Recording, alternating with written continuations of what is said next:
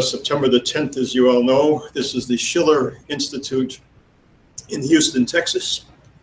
And we welcome you to the event because across the world and here in Houston as well, we're participating in a World Historic Weekend. And by that I mean not only the series of events that took place, we can elaborate over the last week or so internationally, putting LaRouche's agenda on the table. As we start this meeting here today, there is in Wiesbaden, Germany, there's a birthday party for LaRouche, who just turned 94. And you have the concerts. The first Requiem concert was last night. A second one today follows the seminar going on in Manhattan. Helga just addressed it for 19 minutes by videotape.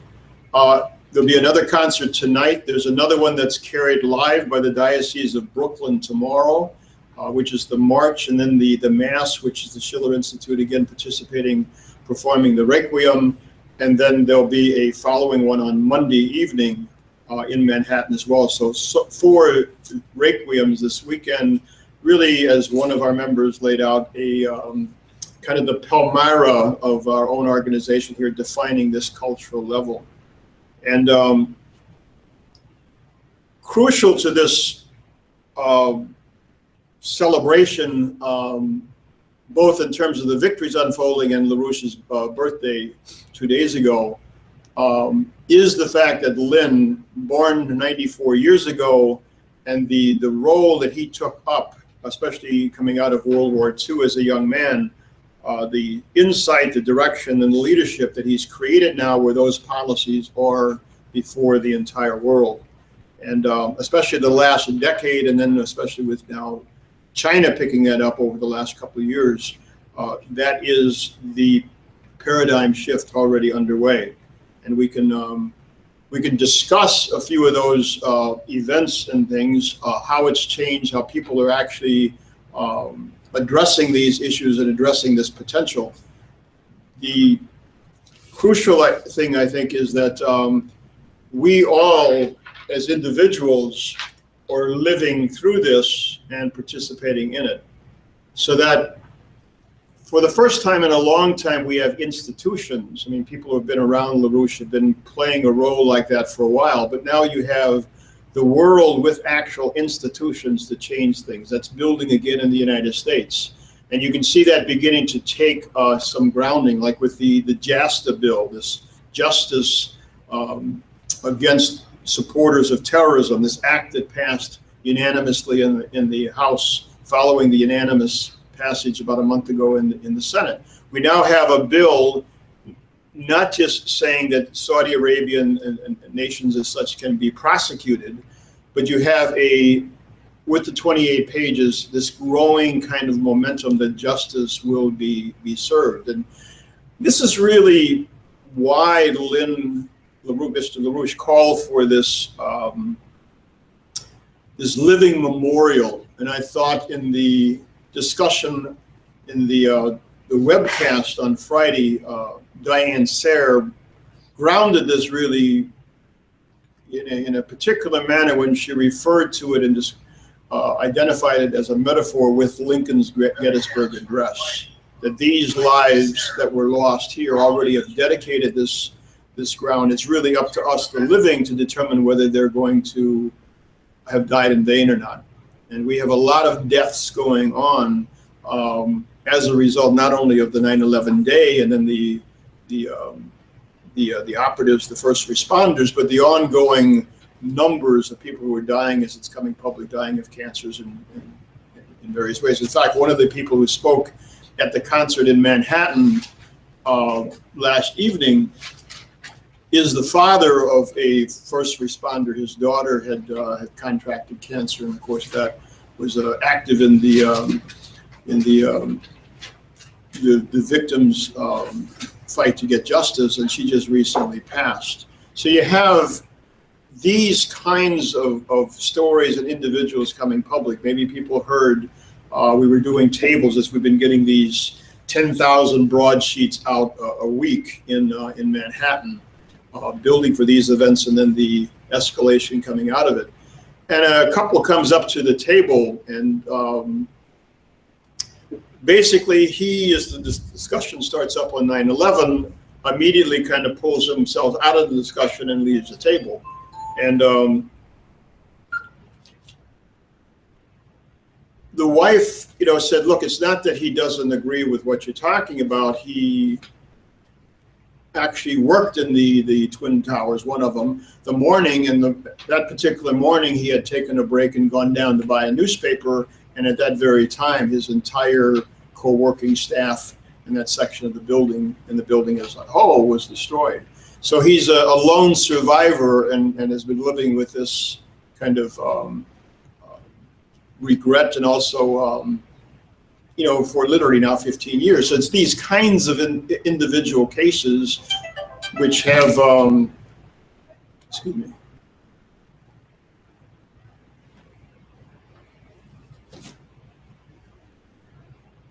practically everybody in, say, New York City has either a family member or a friend who has a family member who is involved directly in this. And then the same thing with the transponder.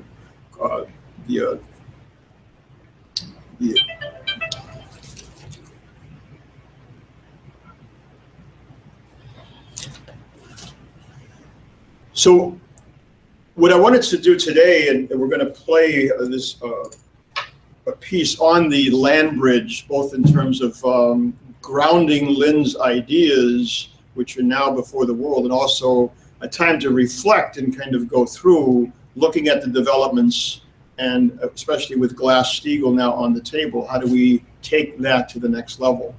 And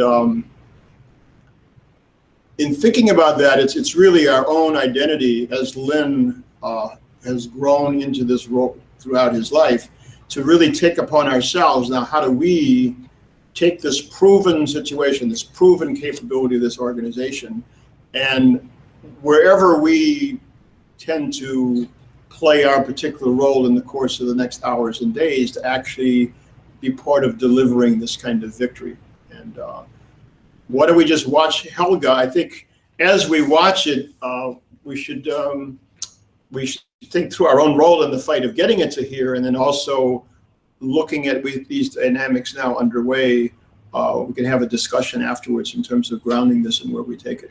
But I'll leave it for that for right now.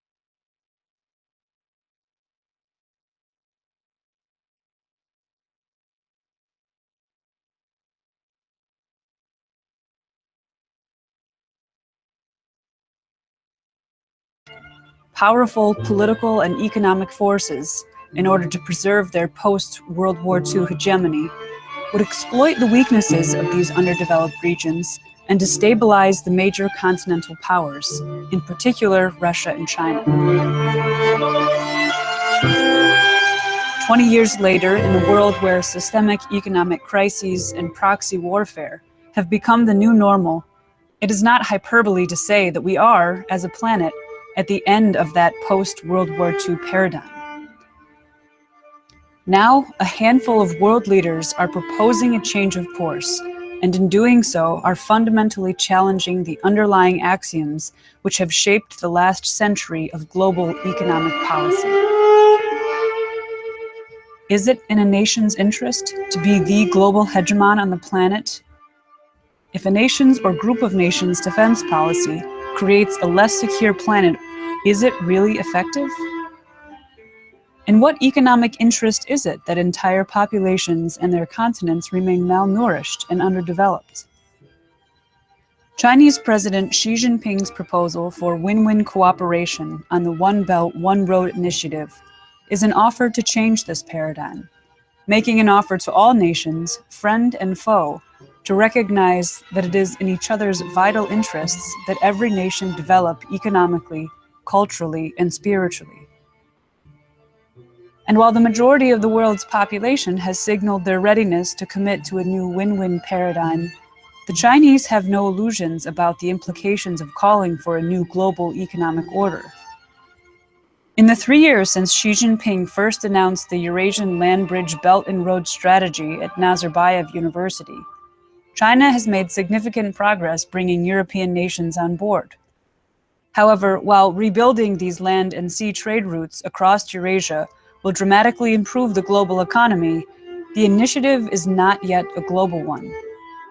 Significant geopolitical hurdles remain. For a true win-win global paradigm, the transatlantic region must recognize their inherent interests in this new economic order. But what will it take for these nations to see partners where it now only sees adversaries? Who in the West shares a vision of the common aims of mankind? Those answers and more can be found in the EIR Special Report, The New Silk Road Becomes the World Land Bridge. Let us take a tour of the World Land Bridge and see what a truly global win-win paradigm can look like.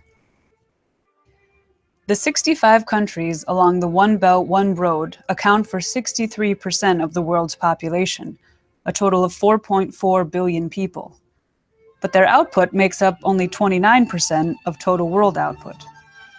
Similarly, China's GDP has exceeded half of the total GDP of all these One Belt, One Road countries, which means that if coordinated properly, the economic engine of the Chinese economy will unlock the potential lying underutilized along the One Belt, One Road route.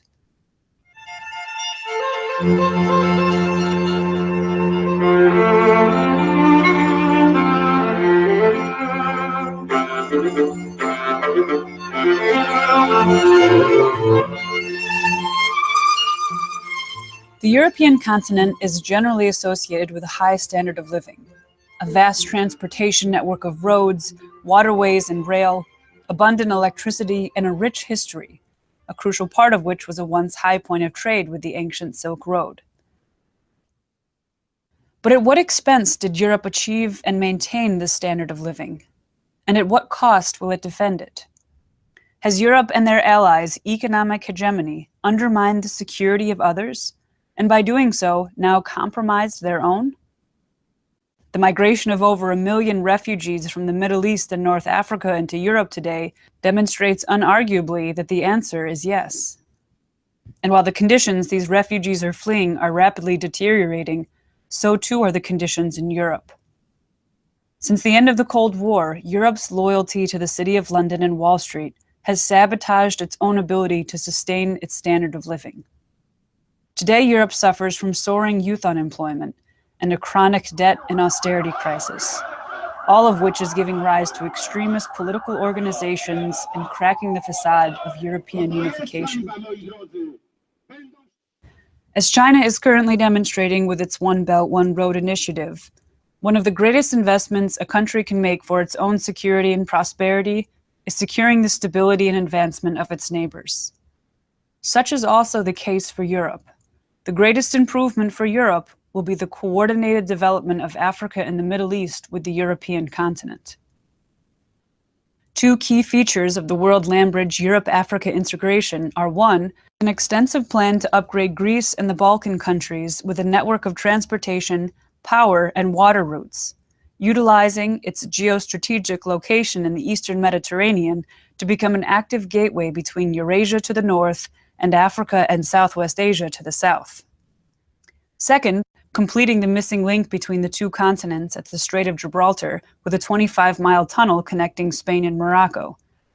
Here, Spain, already a leader in high-speed rail, will no longer be at the edge of Europe, but will become a hub for a multitude of cultures and economic exchange.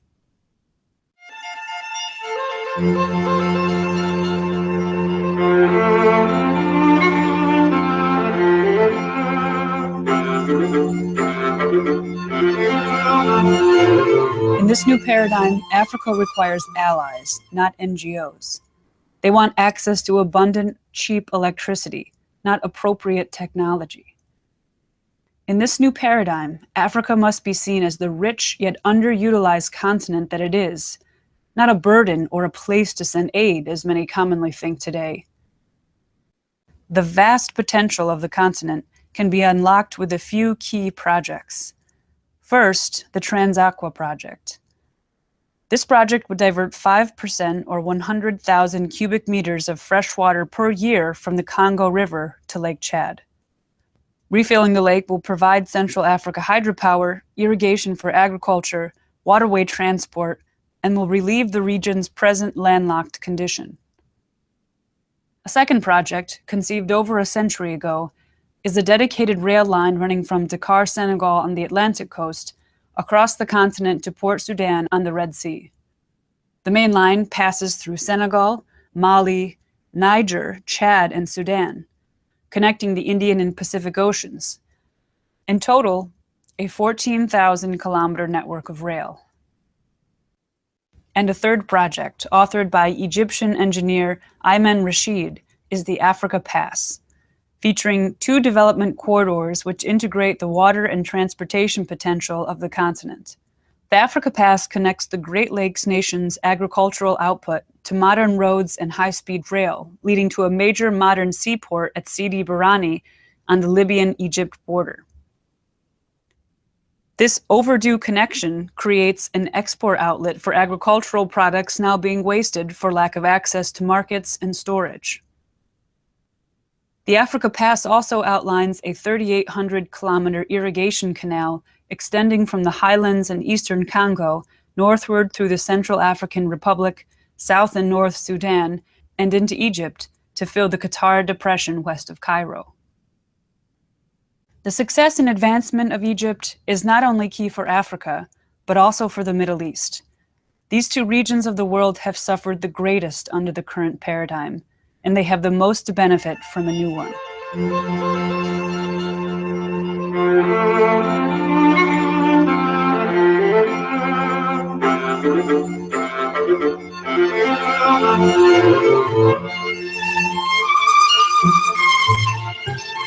All the advantages of this region has been turned into disadvantages because it has become the center of global conflict and proxy wars.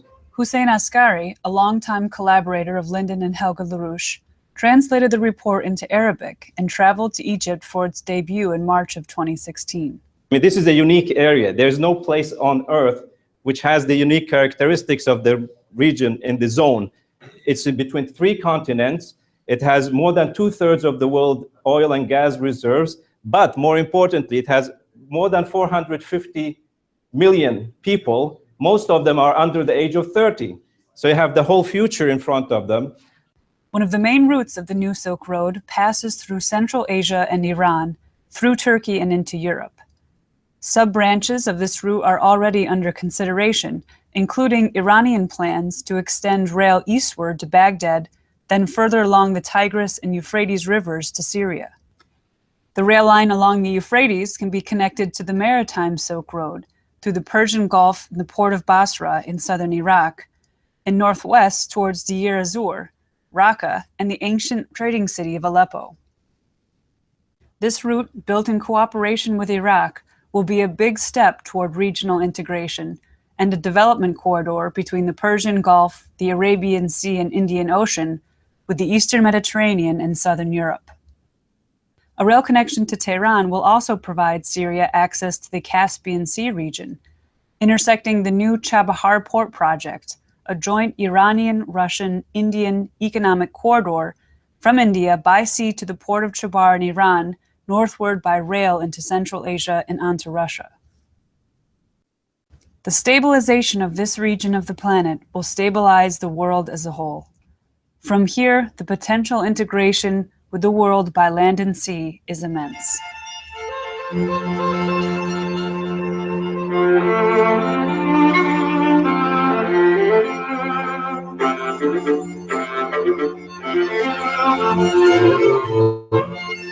Putting its own win-win cooperation to the test, China is proposing real development, not simply aid, to its southern neighbors in Southeast Asia.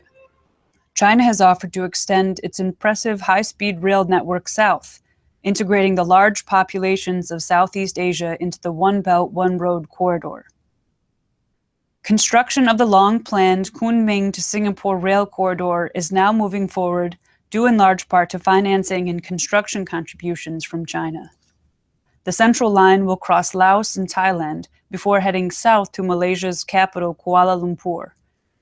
The Eastern Line will run through Vietnam and Cambodia before linking up with the Central Line in Bangkok. The Western Line will cross more of southwestern China and much of Myanmar before joining up at the hub in Bangkok. Far busier than the current poorly maintained land routes in Southeast Asia are its sea corridors. Nearly a quarter of all the world's traded goods travel through the narrow Straits of Malacca, the main shipping channel between the Indian and Pacific Oceans. With even short-term growth projections for the region showing full saturation and unsafe levels of congestion, alternative routes are being considered as part of the One Belt, One Road Maritime Silk Road initiative. One such route, long championed by Lyndon and Helga LaRouche and featured in the EIR report, is the Craw Canal. Not only would the canal's construction and operation provide a dramatic and lasting upgrade to Thailand's economy, due to its strategic location, this simple 30-mile-long waterway would boost the overall efficiency of trade worldwide.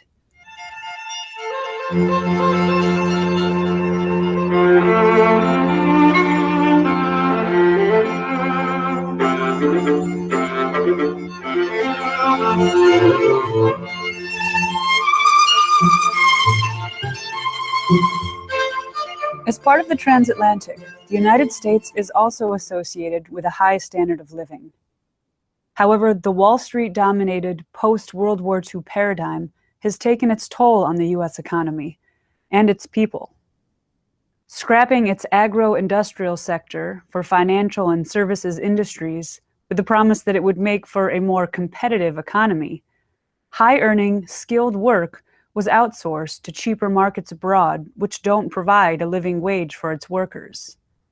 This flawed version of globalization lowered the productivity of the Americas as a whole, increased the rate of poverty throughout the hemisphere, and invited billions of dollars of illicit money flows from the global drug trade, which to this day represent a significant portion of the cash on hand in the Western banking sector. However, even after the 2007-2008 crisis, when the bankruptcy of the transatlantic financial system could no longer be covered up and needed an emergency bailout. This is not just about Lehman Brothers. These problems are not limited to Wall Street or even Main Street. This is a crisis for the global economy. No serious structural reforms have been made to the Western financial establishment, putting the West and the rest of the world at risk of an even greater crisis. No wonder that in recent years, China, Russia, and other emerging economies have begun to create new international financial institutions based on a concept of win-win relations among nations and created to facilitate economic development and trade for all participants instead of preserving the hegemony of some. Instead of the exclusivity of U.S. trade agreements like the Trans-Pacific Partnership, China has extended an invitation to the U.S. and the rest of the Americas to join them in establishing a new era of global economic development. I stated very clearly to President Obama that China will be firmly committed to the path of peaceful development, and China will be firm in deepening reform and opening up the country wide. But can the U.S. envision a world where it is no longer the sole superpower, and instead shares that responsibility with other nations? And will work hard to push forward the noble cause of peace and development for all mankind. The potential for U.S. participation in the New Silk Road program is immense. One key project featured in EIR's New Silk Road report is finally connecting the Eurasian continent with North America at the Bering Strait. A Bering Strait link provides the needed symmetry to make the One Belt, One Road strategy a global one, and would transform the two continents the same way the ancient Silk Road opened up Europe to Asia. Imagine boarding a magnetically levitated train in downtown Paris or Berlin, traveling 250 miles per hour across the steppes of Siberia, through a tunnel below the Bering Strait, emerging on the other side in Alaska on your way to Manhattan. Layered with the freight and passenger rail line running north-south from Alaska to the lower 48 states from Eurasia, is the construction of the long-awaited North American Water and Power Alliance, an Apollo-era continental water management system that takes freshwater runoff from Alaska and Canada and diverts it southward for use in the arid southwest United States. And while the average American will tell you these projects are impossible, the average Chinese today is building them. In the last decade, China, comparable in size to the United States, has constructed over 11,000 miles of high-speed rail and seeks to triple that number by 2020. Similarly, China's Three Gorges Dam and South Water North projects are some of the greatest water infrastructure endeavors ever undertaken. In the new win-win paradigm, big infrastructure investment is the new normal, everywhere. Inspired by the Suez Canal project recently completed in Egypt and the promise of maritime integration with the new paradigm One Belt, One Road and BRICS nations, another project featured in the World Land Bridge Report is now underway. The Nicaraguan government has won an uphill battle to build a 173-mile interoceanic canal across its country, creating a passageway for some of the world's largest shipping vessels, which currently cannot pass through the Panama Canal. A revitalized North American water and rail system would be incomplete without integration into Central and South America. Plans for an east-west transcontinental rail line from Brazil to Peru are already underway with Chinese investment. In a global economic paradigm geared towards economic integration and development, South America could develop a continent-wide rail network for the 21st century. Still, there are many who say this vision is just a dream, that it's impossible. However, those nations where today's great powers are battling it out in geopolitical proxy wars, like Yemen and Syria, will tell you that it is the current paradigm which is impossible and cannot continue. Constructing the World Land Bridge would mean an economic and cultural renaissance for the planet, a new paradigm for mankind. The projects and key economic concepts laid out in this report are truly the blueprint from which leading governments around the world are working. The challenge now is bringing the United States back to its roots and transforming it into a powerful ally of this new economic order.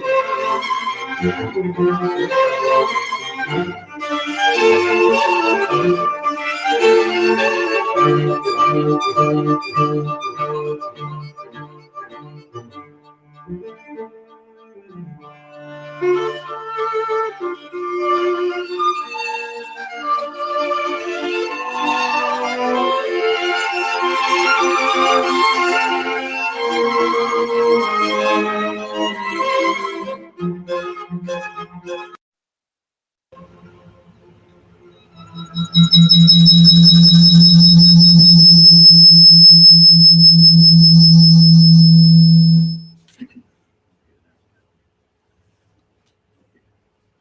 all these projects we just saw, they're not all historically Lyndon LaRouche's initial ideas. But he is, in terms of his own breakthroughs in political economy and scientific measure of that economy, he is the person who created a political economic approach, which is now the dominant force in the world. It has to be the winning approach. Some of the people we have to include in this living memorial as we go into this weekend are people like Fred Wills, who is the foreign minister of Guyana, who read LaRouche's proposal in 1975 or 76 into the United Nations. The whole non-aligned movement at that point was moving on these kinds of ideas. Indira Gandhi met with Helga and Lynn any number of times before she was taken out by British-run assassins. Ali Bhutto, when I first joined the Labor Committee and the networks of LaRouche in 1975, one of the individuals who was jailed to be broken politically and then executed by this British Kissinger faction was Ali Bhutto of Pakistan, working directly in parallel with these ideas and nuclear power development in Pakistan, basically saying that they're moving for nuclear power no matter what anybody says because the nation needs it.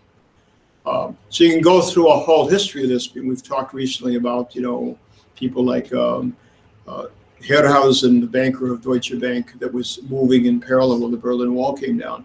So the dynamics that allowed this empire to crush this at any point by playing various operations against each other, these orange revolutions, very kind of colored destabilizations of countries or out and out assassinations, they still have those capabilities, but they're more and more and more limited, as you see with some of these things like JASTA and 9/11 and the growing groundswell to actually break their ability to pull this off. And especially what people are beginning to pick up is this isolation of Obama, what happened in these various meetings, where it's not that these layers are anti-American, they want America to join this. They're more and more moving with the reality that this empire faction has to be crushed, and the United States and Europe has to be part of that. So when you look at the intention of the Chinese, as they did, they spoke about and built various meetings building into the G20. The intention of the Chinese was to transform the G20 from a mechanism which only responds to crises like 2008, like the Lehman Brothers situation kicked off, and we're in a worse situation now, but make it into an organization which forms an alliance with countries to form a global governance mechanism where you can actually solve these things, not just where you talk shop, but you actually address these questions. So Xi Jinping talking about, how do you end poverty in the world, in the immediate period ahead? I mean, we've been laying these kinds of things out, the activation of these kinds of political solutions in all these developing areas, the advanced sector being put back to work. For decades, we've laid out that the real test of the world and the test of Europe is the development of Africa. And now you have even Japan calling for additional investments into Africa. Or you take like we mentioned a little earlier before we started, you take a Turkey that was involved in bombing Russian planes and whatever, now a central figure discussing with Iran, with Russia, with Syria for these development deals with China, these stabilization programs for the Middle East. So these kinds of shifts are already being brought home to the United States as well, as we know in some of the work that we've been involved in, and everybody here has been participating in. I wanted to just go back to something we had said earlier also, in terms of how things actually change. And we mentioned the two congressmen who had, from Texas, who actually made speeches before the House of Representatives for the JASTA program to deliver justice. And we were talking a little bit about them. Two people in particular, Representative Doggett, who is a Democrat from here in Texas, he said he says, thank you, look around the world. In Europe, in Asia, in the Middle East, in Africa, everywhere you see evidence of radical Islam, that extremism can usually be traced to preachers of hate from Saudi Arabia. The kingdom has blood on its hands. Is it the blood of the victims of 9/11? Possibly. 15 of the 19 hijackers were Saudis. Some Saudis were permitted to flee this country without thorough interviews. Saudi Arabia has long been considered the principal source of funding of Al-Qaeda. Senator Graham saw a direct line, at least, between some of the terrorists who carried out the September 11 attacks and the government of Saudi Arabia. But evaluating all of this evidence, the evidence on both sides, is why you have a judicial system in the first place. And for our government to obstruct 9/11 victims, their families, from seeking the truth about Saudi Arabia and its involvement is just flat wrong. Some in our government have tried to hide as much as they could, ignoring Saudi treachery. We have a president who literally held hands with the crown prince while attacking another country in the biggest foreign policy disaster in our nation's history, and that continues to plague us. The Muslims that I know that are my neighbors in Texas and those to whom I meet here in Washington do not deserve blanket blame for themselves or for Islam, but neither should there be blanket immunity for those who may have committed wrong. I salute the bipartisan sponsors of this legislation, give these 9/11 families their day in court, and accord the Saudis all the rights in that judicial proceeding so that they so regularly deny to their own citizens. So that was Representative Doggett. And then Representative Ted Pohl from Texas, a Republican also, from Texas also, said in his small statement, I thank you, Chairman, Mr. Speaker. Sunday marks 15 years since America was viciously attacked in 2001. I was driving my Jeep to the courthouse in Texas where I was a judge. People stopped on the side of the road because they were listening to the radio about how planes were used as a weapon to attack our nation. 3,000 Americans and people from other nations were murdered at the hands of evil, malicious terrorists. And our country changed forever that day. The lives of those families especially changed. Those families that suffered loved ones that were killed and were injured and are still injured today. Meanwhile, we are here debating whether or not these families of the victims deserve their basic right under the Constitution of the United States to their day in court and the right to sue their perpetrators. I don't think there should be much dissenting on that issue. If any foreign government that can be shown to have supported a terrorist attack on U.S. soil, American victims ought to have the right to sue that country. Based on the 28 pages held secret for years, there may be evidence that the country of Saudi Arabia and their officials may have had some involvement in planning the elements of that attack. I don't know. That's what the courtroom is for. Whether this involvement rises to the level to be held accountable at trial is an issue for a jury of Americans to decide. It's interesting that Saudi Arabia objects to this legislation. He thinks they object too much. We shall let a jury decide what the damage is, whether there should be any at all. The legislation gives the victims' families access to the courts, to the rule of law, and we as a people should be more concerned about these victims of terror than we about the diplomatic niceties of other countries. The voices cry out for us to do justice, and justice has been waiting too long. 15 years for justice. Mr. Speaker, justice is what we do in this country, and that is what these victims and their families want. And that's just the way it is. I yield. Can you spell out the acronym for the viewers? Yeah, JASTA, it stands for Justice Against Supporters of Terrorism Act. And it just passed yesterday unanimously in the House of Representatives, following about a month ago in the Senate. So now it's on Obama's desk. He has threatened to veto it, but you can imagine the kind of backlash that would be involved in that. It's passed unanimously in both houses. So you tie that with the 28 pages, you tie it with this kind of momentum, you tie it with the kind of publicity Bob Graham is getting across the country, Tara Estrada, one of the spokesmen for the families victims. You have a growing momentum that is directly at a time when the financial crash is forcing the issue, both on Glass-Steagall, which has got to be in a similar emergency, and you see the desperation of the enemy moving for the war. So it's not governed by a calendar time, it's governed by this reality.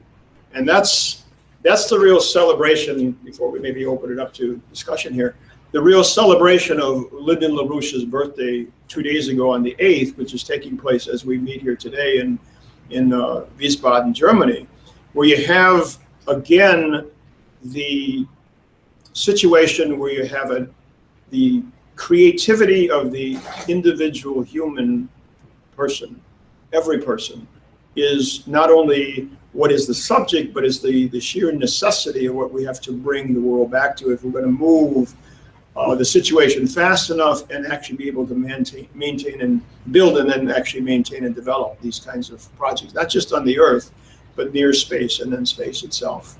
So we live in an incredible moment. Every one of us here and people who are listening to this, we now live, as Lynn has lived his whole life, we have a direct, conscious, active link to the creation of the future. So it's at this level that the paradigm is already unfolding itself.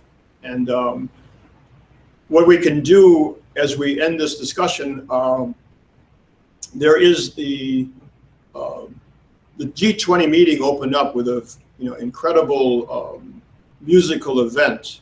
The second last element of that was actually the Chinese performing in this context before the entire world the Ode to Joy, and we're going to play that as here at the office. The link to get that yourself is just put on CCTV and then 9/11, and you can pull that up for yourself.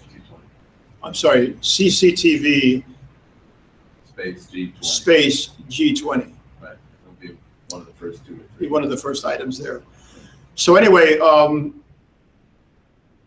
there's a lot that's unfolded in the last week, and I think both in terms of not only reflecting on that, but also where does that put each of us in terms of now immediately slamming through this Glass-Steagall question, which is definitely on the table of the United States and the world.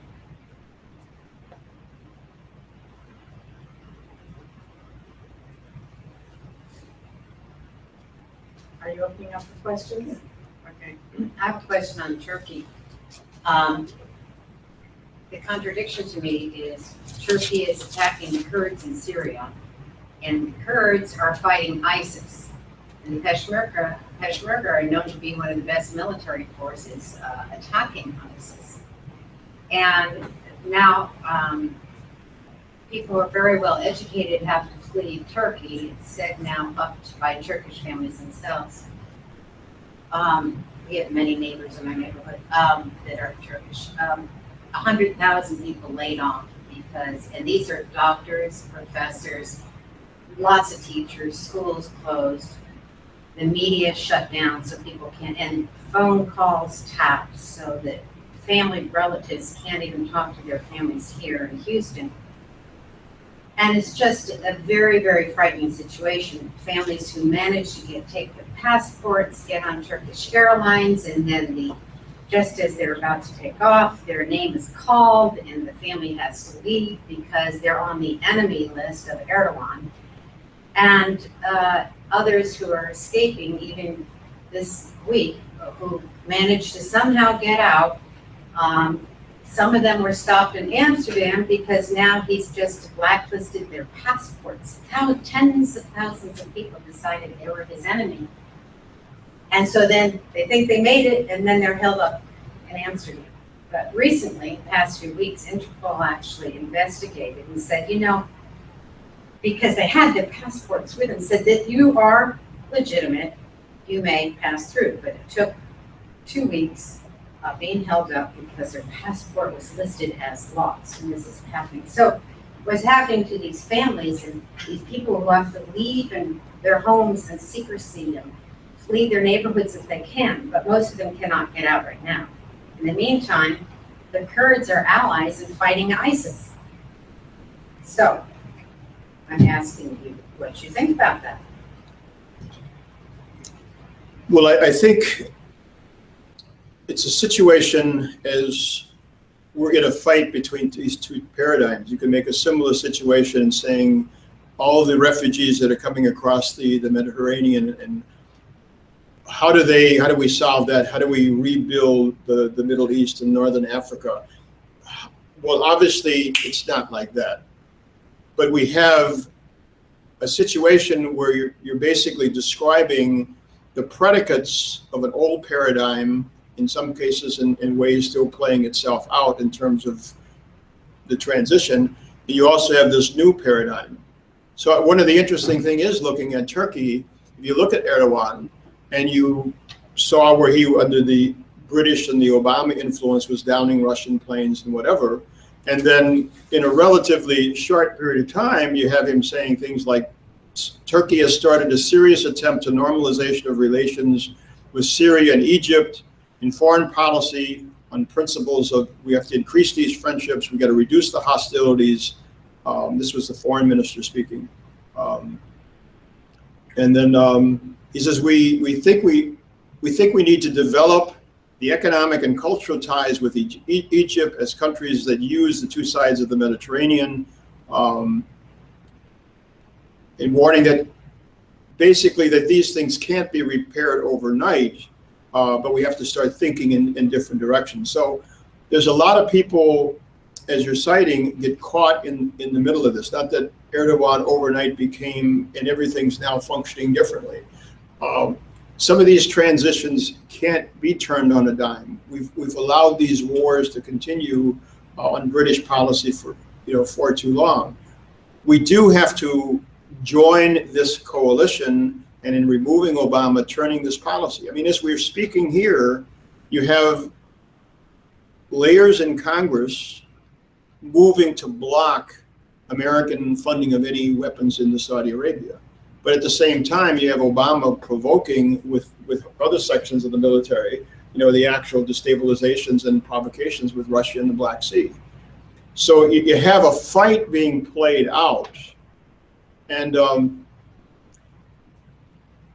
the question that immediately came to my mind when you brought this up is something Mr. LaRouche said years ago.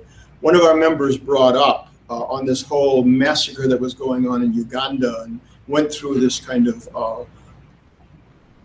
roles that were being played, and that it wasn't moving fast enough, and we've got to do more. And Lynn kind of really clearly drew the line and said, look, there is nothing more that we as an organization can do.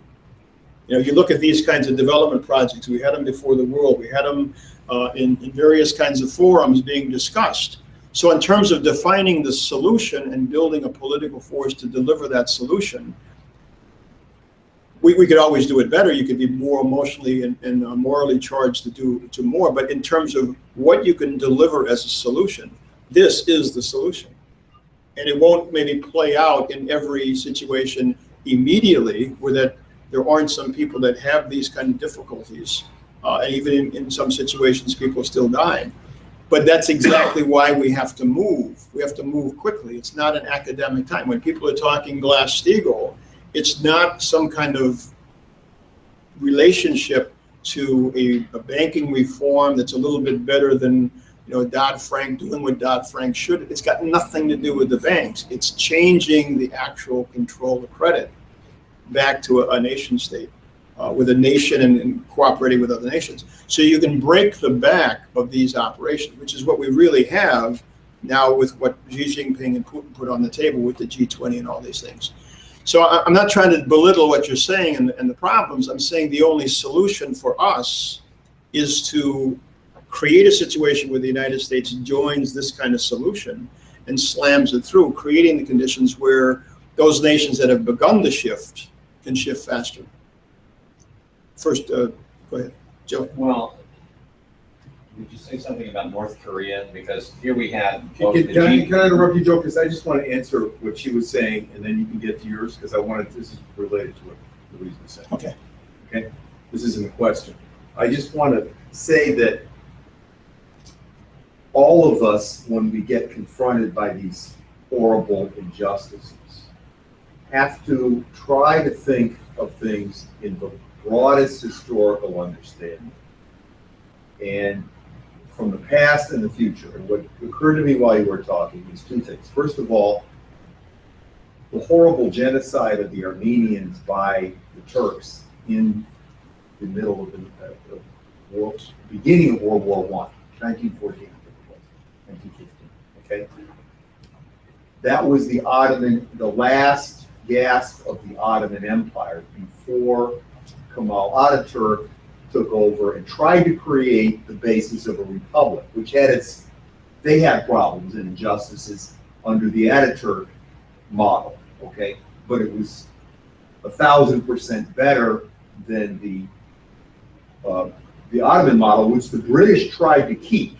The British, through their Freemasonic lodges, tried to control this whole thing.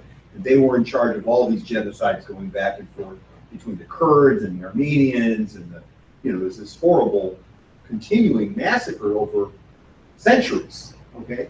Now, to come back to today and then understand that these Turkish professionals are going to be needed if the new paradigm comes to the fore in Turkey.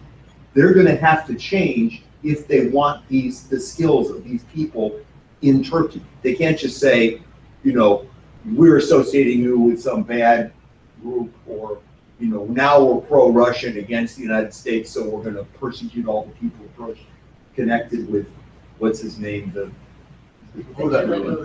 Gulen, or whatever.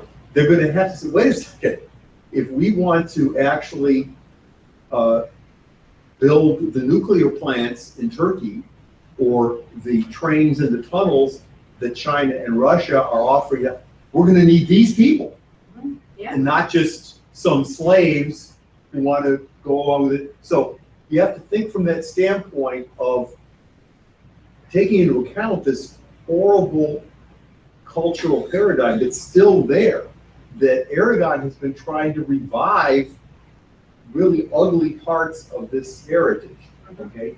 And at the same time, there's this other paradigm coming in, which is going to require a change. The same thing is true if you look at North Korea or any of these other very horrible situations.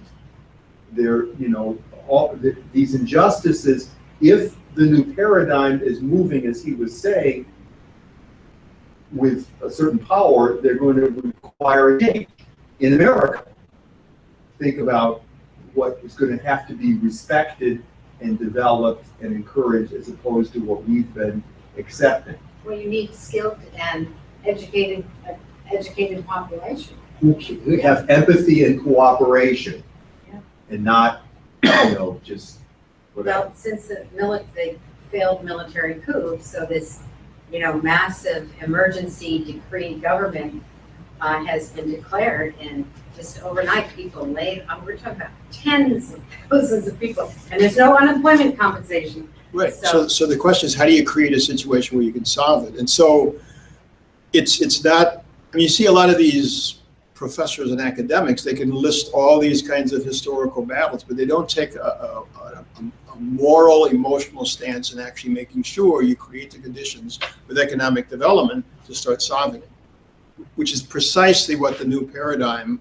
and everything LaRouche has put on the table all these decades lays the basis to do, whether you go to the Middle East and the water project, whatever. You got to lay the basis where the various sides can be involved in producing the justice in the future. Well, it's not being done now in Turkey by Erdogan in terms of uniting the population around these great ideas. But it's a predicate of this bigger British Empire fight that they've been playing all these things for decades.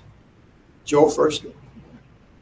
Well, You just had the Vladivostok conference in which North Korea was a participant, and if you look at the map, obviously the grain development strategy for the whole Japan, Korea, Russia, China juncture there would certainly enrich, Korea mightily. And then we had also the G20, right, which also was holding up the olive branch, and then boom, right on top of that, Korea launches a Model ICBM, nuclear to prove, once again, that it's got the power to blow everybody away. So who do you think is calling the shots in North Korea in the context of that? China? No, I'm asking. Open for discussion. Well, again, look what's happening in the world. How are the British going to stop this? How is this Anglo-Dutch Empire going to use the Obama whatever forces they how do you wreck this? War. You wreck it with war. Yeah, so when you see some hot spot or some button being pushed and somebody has a reaction, look for the reason the buttons are being pushed. There's any number of these historical situations that have angers that go back, centuries.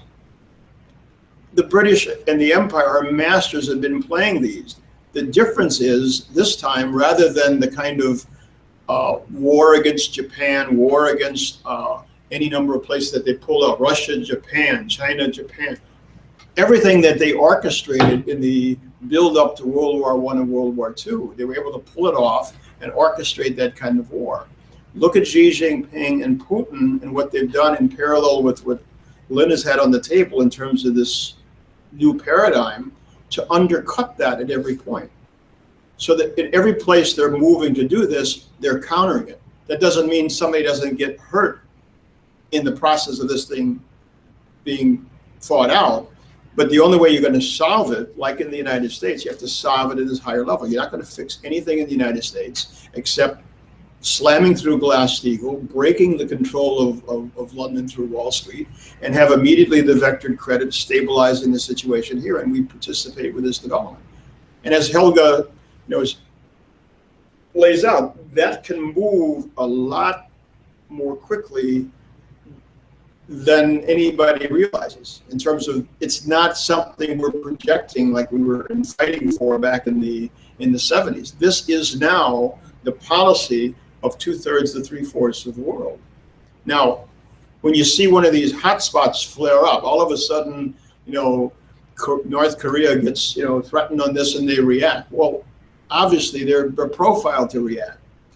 We as thinkers leading this, that's got it to this point under LaRouche's direction already, we can't immediately either try to explain to everybody why it's happening. We got to deliver to people this higher level of solving it.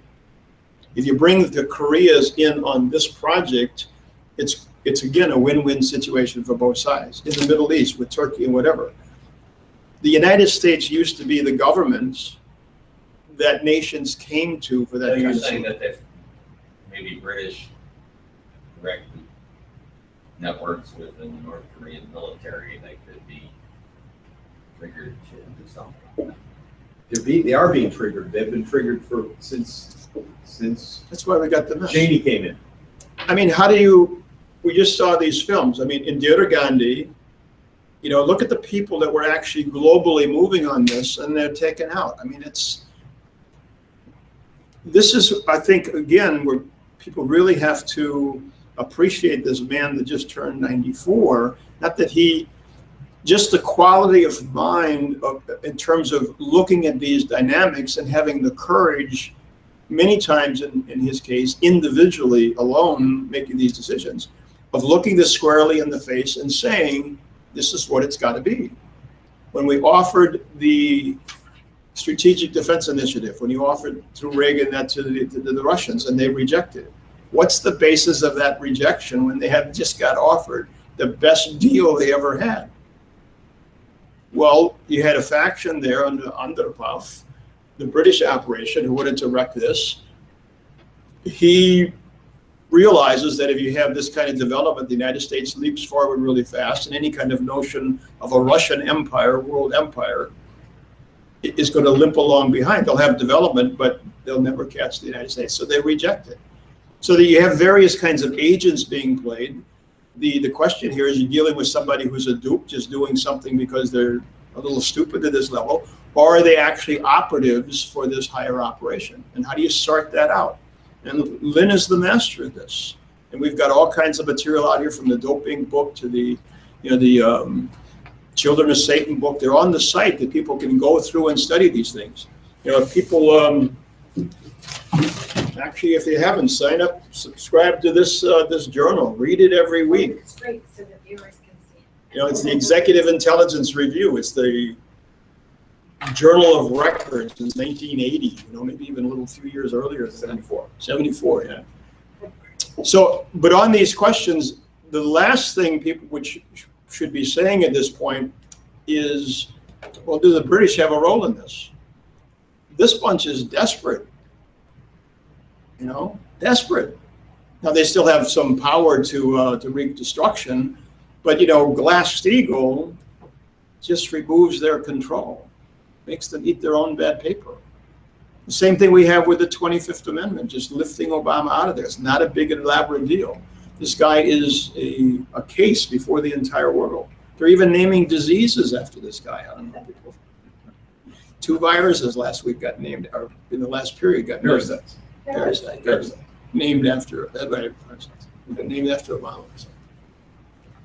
Yeah, I was just going to highlight about Saudi Arabia. Are you guys aware that Saudi Arabia is the biggest player in that region? They finance thousands and thousands of madrasas in Pakistan. They're bombing Yemen at their own free will. Mm-hmm. They have, they just, that CC government, they have installed it, of course, with Obama's blessings. Egypt, after 40 years, they had a democratic government, though it was an Islamic Brotherhood, but they had.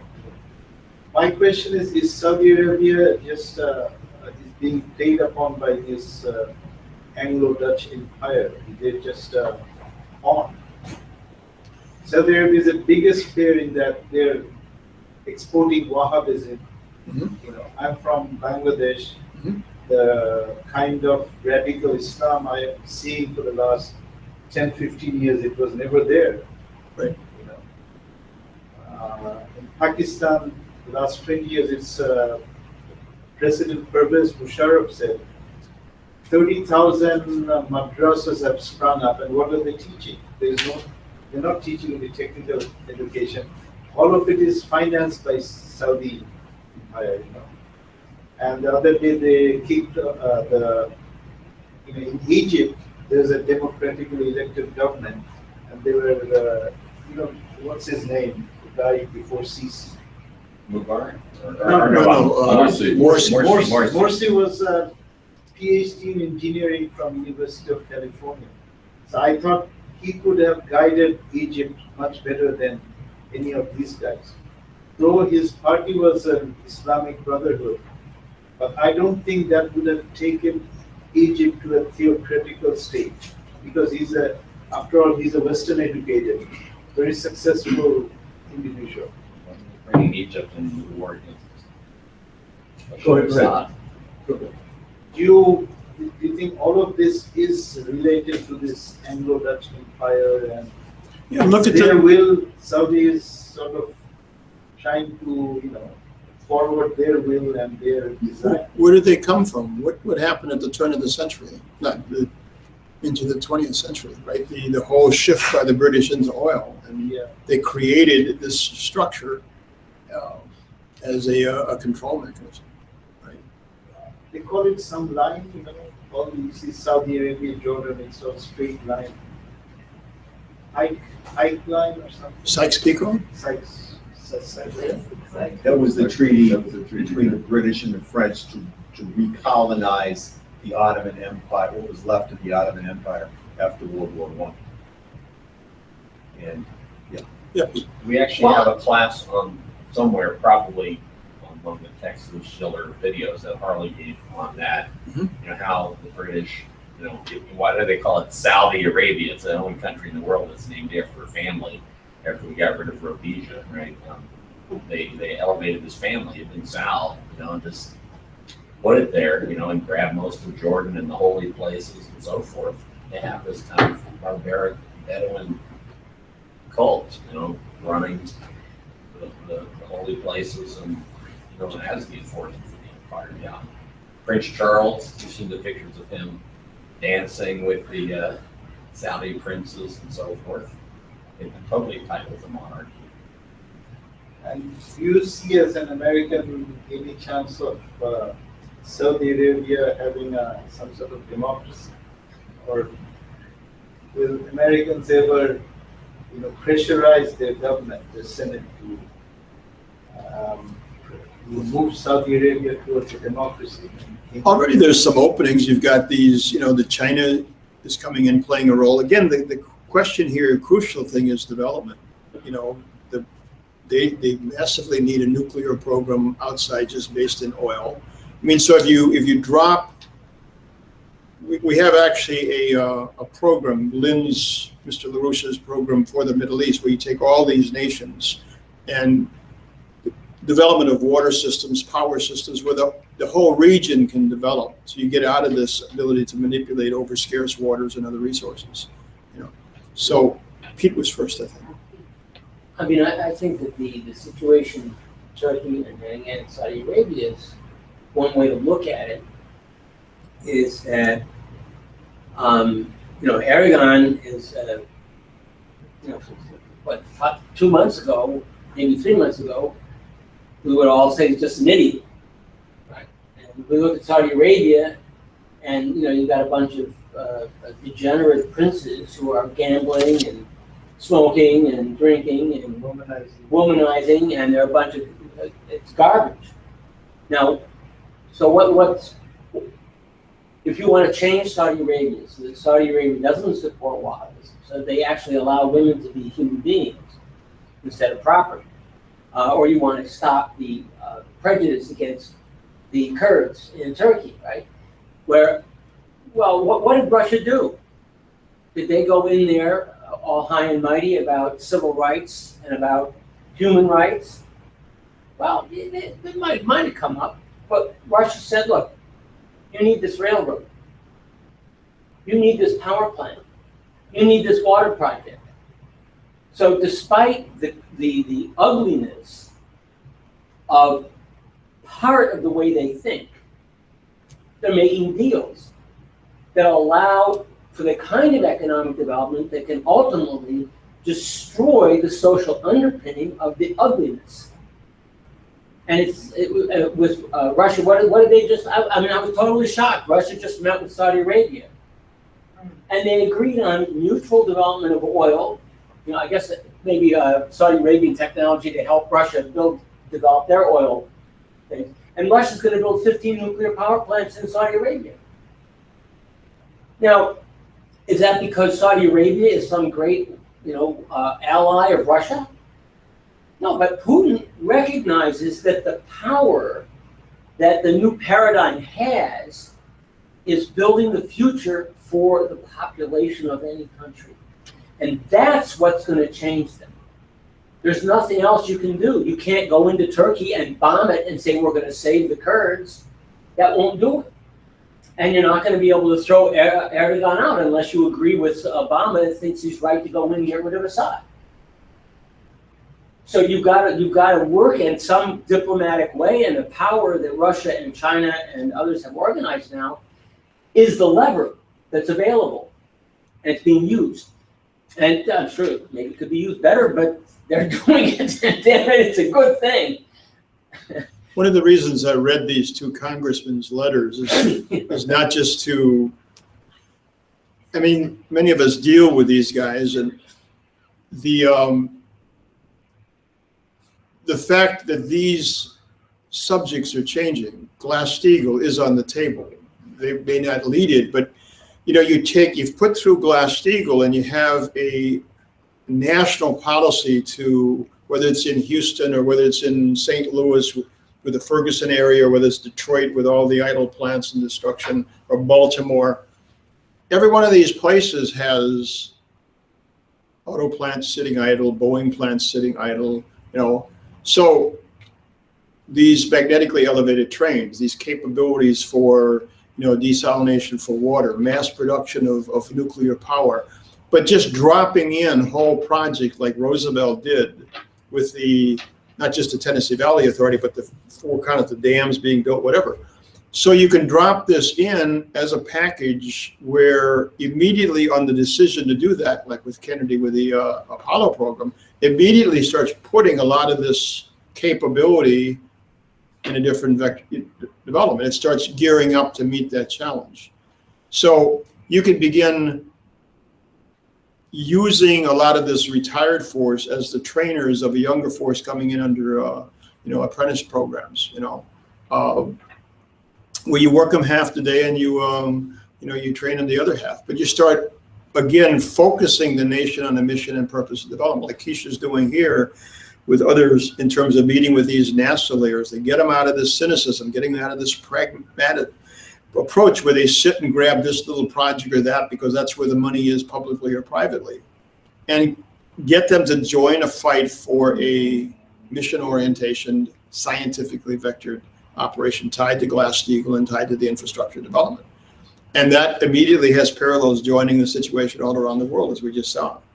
So our task is to get that future in a form to everybody around us with a couple of tools, like Glass-Steagall, if they understand it. They can go from being impotent against these bankers to putting them through bankruptcy and not going under with them and vectoring these credits.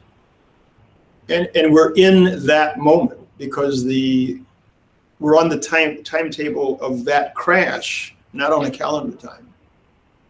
You know, people always say, well, he's going to be out of there in 4 months or 2 months and then but that's not the time frame we're on. We're in a much different situation where there are dynamics going on that people aren't measuring, like what brought down the Berlin Wall, and people got shocked by that. But Lyndon LaRouche, a year earlier, had laid out the collapse of the Soviet Union, and these dynamics would occur, and this would be an opening. We should take advantage of that.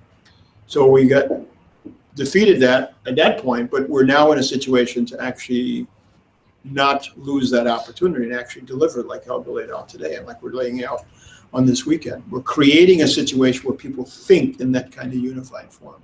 Yeah, Joe. Does everyone here know that Putin has tentatively negotiated to bring Bibi Netanyahu and Abbas up to Moscow, and I think, you know, November, December. Abbas? The head of the PLO. Palestinian Authority. Oh, right? yeah. I wonder what he's going to propose to those guys, right? I didn't know the latest on that, no. Yeah. Talk about long simmering conflicts. Well, long simmering conflicts, I was just thinking about what I had said about Turkey and about Saudi Arabia, and what occurred to me is, well, what about the United States? Look at the racism in our country.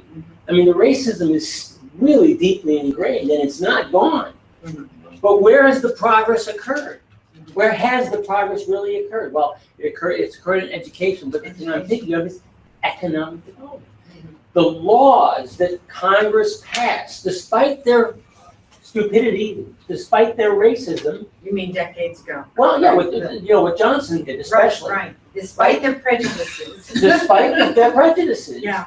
We passed the legislation that changed things so that economically, minority populations have been given a way of getting out of the mess that they've been. They're not out of it yet. There's lots of work that has to go on in the soul of American citizens, which, you know,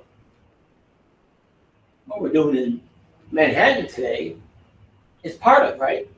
Is bring that up. And maybe we can, you know, get Americans to see human beings as beautiful. Just one quick thing on that. As Diane laid out on the discussion last night, a couple of years ago when we initiated this thing with the chorus in Manhattan, I think she said it started with 3 or 15, then it was 12 for a while, and then built to a stabilized 40. And she was expecting for the event today maybe as many as 160 in the chorus. You know, the one tomorrow, and we'll give you the details after this again, the Diocese of Brooklyn has actually put out an invitation to not only their diocese, but Queen's Diocese, with a link that people can actually stream it live tomorrow at 11 o'clock our time. And so, go ahead. This gentleman, when he was talking about Saudi Arabia, it does bring up the question of the contradictions of America, by that I mean the Obama administration, slamming human rights of different countries. It's so artificial, so hypocritical, when Saudi Arabia is one of the worst dictatorships in the world. The way they treat women, the way they cut off heads, and the way they, they're just very primitive and backward. Yeah. Right now, Saudi Arabia is a population of, I think, 10, 12 million. 10, 12 million. Right now, 2.5 million Bangladeshis work over there, and they're like slaves. Yeah. If I give them employment, the guy cannot go anywhere else, and the average salary is $200. 2.5 million. So every Saudi household has a maid or a manservant from Bangladesh. They're paying them $200.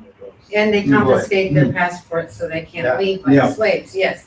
So I think just to be more specific about it, it is hypocrisy for the American government to be dealing with other governments and slamming them on their human rights. So when Obama makes a visit or other members of the government, it's always human rights issues come up, and it's so hypocritical when we are not slamming Saudi Arabia, who now that we have the JASTA, which stands for Justice Against Sponsors of Terrorism, not sure what the A is for. Act, okay. That now they could sue Saudi, Arabia, instead of our government supporting them as an ally and protecting them and keeping them immune from. Obama said was he was afraid that if we started letting Americans sue foreign governments, that foreign governments or citizens of foreign nations would sue us, because we're some of the worst supporters of horrors in countries around the world, and there's lots of reasons to believe that the U.S. is responsible for these coups and for We are being sued for killing people with drones already. Drones and Pinochet and all these things historically. So I just want to say that it's very interesting. Yeah, I thought it was very profound what he brought up. This whole issue of the hypocrisy of supporting dictatorships at the convenience of the Obama administration and not slamming them for human rights. But then you look what China's done over the last 30 years in terms of the investment in infrastructure and changing that, lifting people out of poverty. Diane, go ahead. Yeah, no, I just keep thinking about the Treaty of Westphalia. If people are not familiar with what that was, it's really an important research project for you, because there was a huge war, religious war. Now, how do you solve a religious war? That's what the empires really love. Because, you're not going to get together and say, well, we all agree that your idea of God is right. That ain't going to happen. Right? So what do? They brought all of the players in this murderous, bloody war that had been going on for 100 years or more. And they said, look, we're gonna now put this from the standpoint of the interest of the other. We're going to sit here and decide what is best for you, and you're going to decide what's best for me, and we're going to cooperate in these projects that will make things better for all of us. And like was just said, this is exactly what the Chinese and Russians are doing. And I think if you go at it from the standpoint of this is horrible and they're horrible and they're horrible, you'll never solve it. You'll be bitching and complaining the rest of your life. Right? Well, it's interesting that Lin, as he said a number of times, he was in the middle of this Chinese-Pakistani situation at the end of not the Chinese-Pakistani situation, but the British operations on that area. And there was a move for freedom and in World War II. World War II. The Hindu-Muslim thing you're talking about? No. Well, I'm talking about the situation where it was with the executions by the British. It was ripe for revolt. And at any one point, somebody could have emerged, practically anybody, and called for independence, and there would have been a groundswell. Whether they could have kept it at a time, but it was on the table. And Lin understood, from what I remember him saying, that he saw the failure of hesitation. You know, and you see also in the Middle East situation, the Oasis Plan, where Lin laid out this plan for dropping canals from the Mediterranean down to the Dead Sea, desalinate, develop the entire region, lay the basis. And that became the basis of the Arafat-Rabin peace treaty. And again, Lin said, don't wait. Don't talk about who's going to have this area and who's going to have that area. Break the ground. Get the projects going. Create a situation, you know, again, like Xi Jinping and others, they've moved on the physical development, like Egypt did under El-Sisi. They moved on the new canal, put the nation to work to create the basis of it. So again, the hesitation allowed the situation to be created where then Rabin was taken out.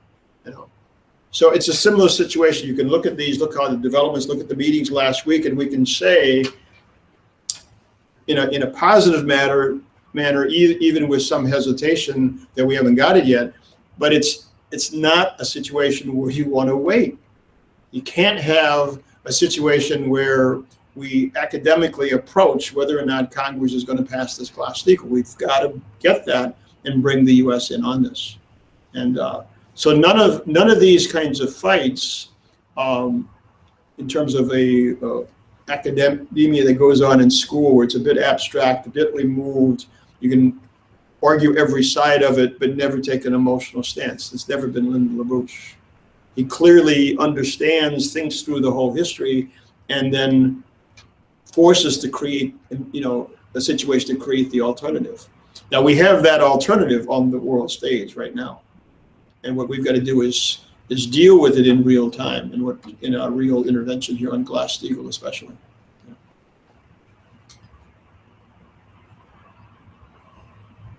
Good. Have you been reading a bit on the land bridge before you saw this?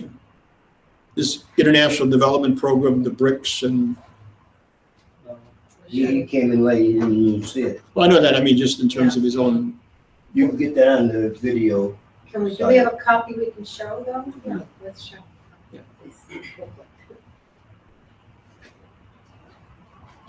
So basically, you know, there have been, in that part of the world, there have been dictators, but they're like,